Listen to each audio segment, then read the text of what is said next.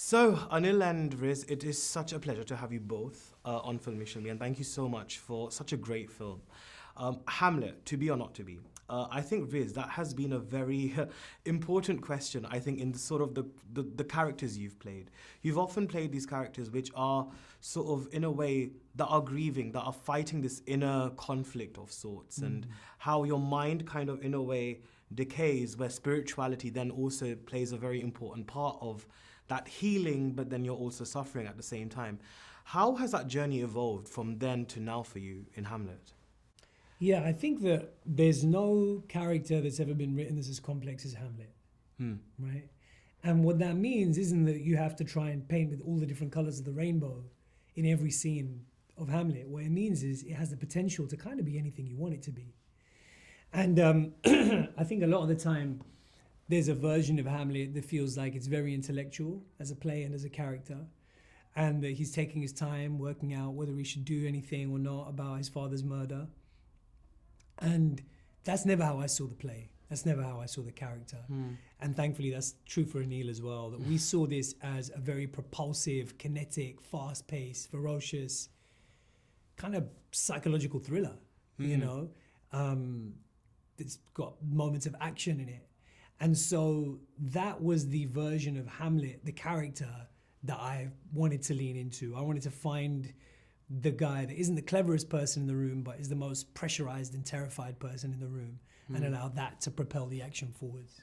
It kind of, in a way, not to draw comparisons unnecessarily, but you know, in Mogul Mowgli, that moment you had in the hospital, or but that whole Toba Tek Singh moment that you had when you're driving in Hamlet, when you have that famous to be or not to be dialogue, when that comes up. I mean, it's how do you do it though, Riz? I mean, you managed to play it so effortlessly, these very turmoiled and conflicted characters. What is that source in your life that you refer to really bring it out so beautifully on screen? I think you're making me realize that I'm a really messed up guy.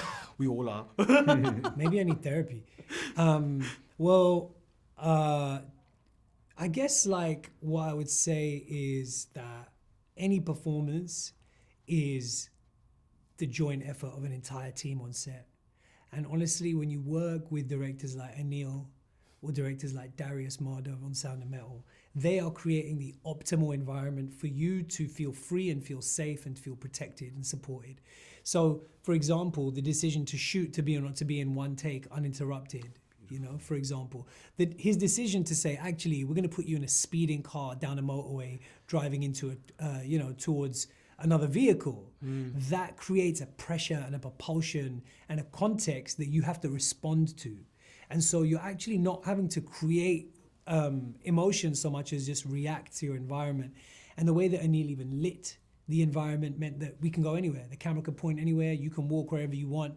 He just kind of tried to create maximum freedom for us as performers. So it was almost like a theatrical level of freedom, but with a cinematic level of intimacy. And so I really put that on the shoulders of Aneil in creating that combination. And finally, Aneil, as I was mentioning to you, for me as a Gujarati, a British Gujarati growing up, I felt like the wedding was very typically British Indian. Like the reception and the way you had everything was so beautiful. How you've made this environment that you've perhaps grown up in, and you've based Hamlet out of that. I think it's fantastic. I think one particular moment that really stood out to me is when when Hamlet is having this inner turmoil. In the background, I could hear the Hanuman Chalisa playing. There was a sense of spirituality that was there, despite the inner turmoil, the darkness, the bloodshed that he was going through. I think for you as a filmmaker, when you are doing that, like, again, you have this whole juxtaposition of like this whole idea of family and belonging identity, but then, you know, social, political turmoil. How have you learned to deal with juxtapositions, I think, as a filmmaker? Yeah, it's an interesting question. I think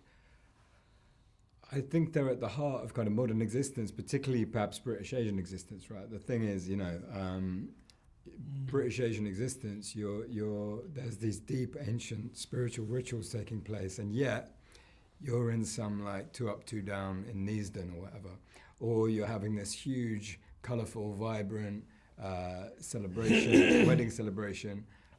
With a wedding banquet hall, yeah, exactly. Meridian Grand, big up. Meridian Grand. Yeah, exactly. With all these deep spiritual rituals going on, but you're at the side of the North Circular, you know, in Tottenham, Yeah. with like freight trucks just roaring on by, and that the Shakespeare's verse set in this modern contemporary context, this juxtapositions. I think kind of increasingly existence does feel like just a series of clashes and juxtapositions, and you have to try and find the beauty and energy in those kind of clashes and ruptures.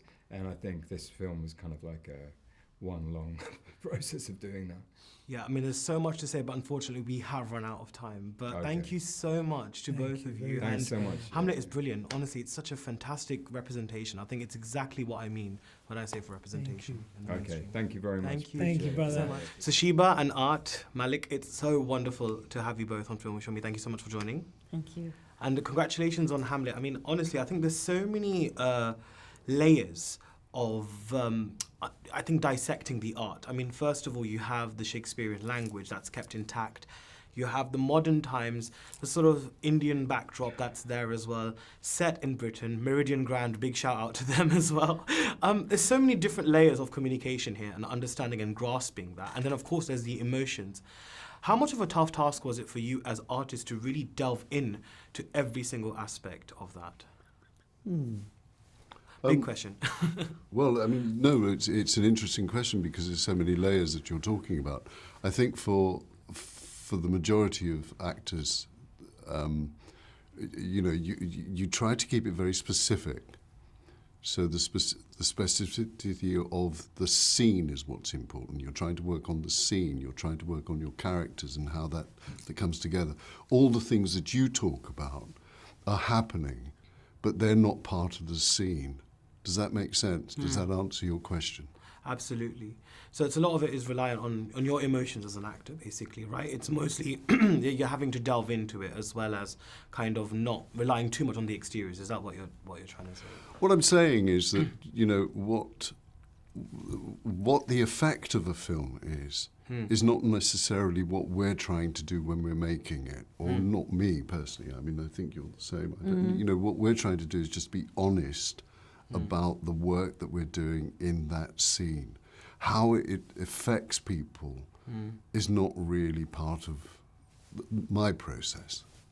You know, Sheeba, actually, I'm a big fan, first of all. I absolutely adore your work so much. I think for me, what you've represented is that you've always been this actor who has had inner turmoil. But yet this silent resilience. I mean, if we look back in Hamlet, the Chuke Sanam. Oh my God! Or even you. It's the first film I ever did that. Or even if you did, or even recently you did Badhai Do. Yeah. For me, you've always been especially in today's days, you've played this kind of contemporary role of a mother, which is kind of away from the Nirupa Roy image that we've had of mothers. You're playing someone who is silent, resilient, but yet also in a way bound by so many different aspects. And I think your character again embodies that. I think for you as an actor, from Hamdal to now, how has inner turmoil and I think being restricted by exterior factors and stopping you from doing your duties or the right thing for you, in a way, how has that evolved over time for you as an artist? Well, all this stuff is the stuff of what is written, right? It has to be written like that. There has to be a character which is going to or having inner turmoil. So one to be blessed enough to get offered those parts, which does happen often. And then I think you just allow it to happen, yeah? Because we all have so much inner turmoil as is. You allow it to play out and not stand in its way, really, and try to chisel it, I think. Experience helps with that. But to really allow, not to manufacture it, not to try and put anything that's not there, but to allow for what is there and allow it to go through you. Oh, yeah.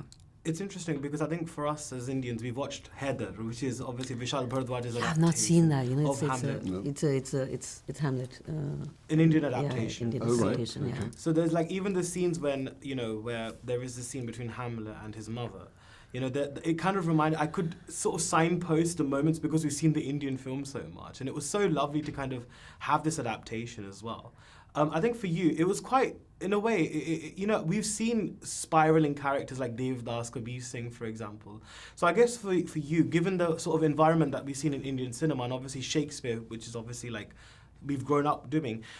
Does that kind of, in a way, create a sense of familiarity as well, even though the world that we Indians belong to are very different for what Shakespeare wrote back in the day as well?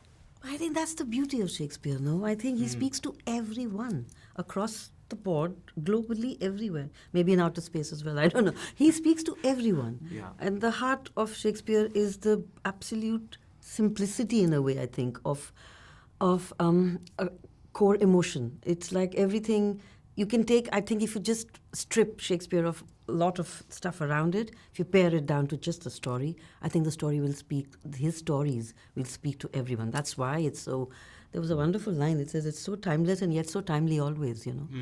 And because it's there, in its heart, it's there. The material is there, which speaks and resonates with just pretty much everyone. Amazing. Yeah. Well, thank you so much. Unfortunately, we have run out of time. But thank you so much. It was so Thank you. lovely. Thank you, Anuj. Thank you. Thank you.